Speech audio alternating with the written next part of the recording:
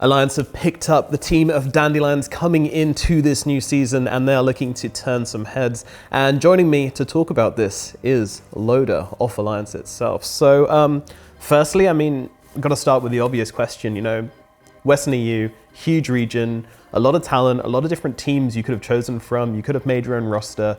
Why did you choose to pick up Dandlands? What did you see in them? I mean, the true story is that I picked all the players from the beginning, actually. I've been working with them since February. Okay, wow, that's a long time. Yeah, so I actually handpicked all of them. Right. And have been working with them since the start. So interesting.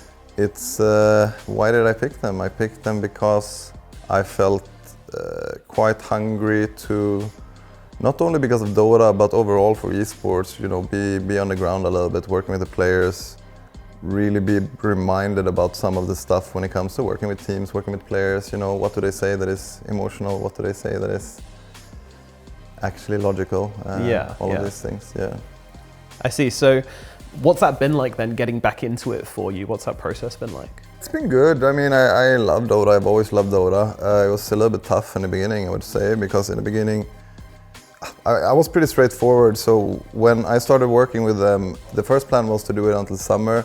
I said, no matter what, it's going to be a win for me, you know, no matter the results, no matter anything. I think that you guys need and will benefit from growing a bit as players. So whether or not we stick together or not, it's going to be a good experience for you as well. It was for sure a bit of a headache in the beginning. Mm-hmm. I think drafting is challenging, but very, very fun. But it's been very enjoyable, to be honest. Very, very enjoyable, very easy. I mean, a lot of time, but it's a good group of guys. We've made continuous progress. Yeah. So what have you been able to kind of show them, improve in them individually? Oh, a good question. I think that something has been performing under pressure, I guess. Mm-hmm. I think that when we started, if people go back and watch those games, you know, we started at the bottom of tier 2.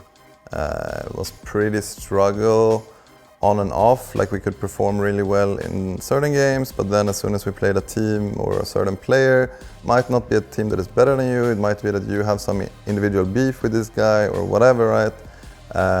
So that was probably the first important thing, to get people to perform under pressure. Now we're at LAN, so I think it's a different beast. Now we're kind of getting back to that next step where performing at LAN under pressure, that's an extra level. So yeah, no matter what, it's just going to be a very good experience for us to be here.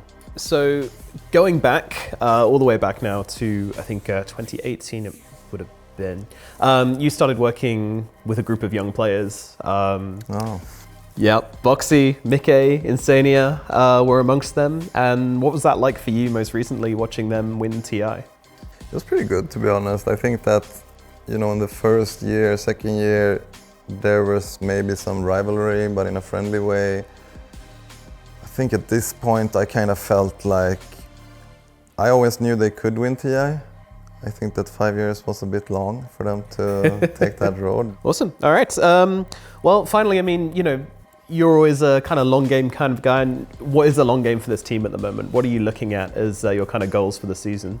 By the end of this year, or before the end of the year, we would kind of break into maybe qualifying for some of these tier 1 tournaments. Mm-hmm. I think that us making it here to PGL was a little bit ahead of schedule and a little bit luck, I guess, to get invited when somebody else didn't make it. But after that, I think that by early next year, I would imagine that we start being able to fight these tier 1 teams at kind of a little bit more equal ground, in the sense that I would expect us to win 50-50, but let's say, you know, 40-60, something like this.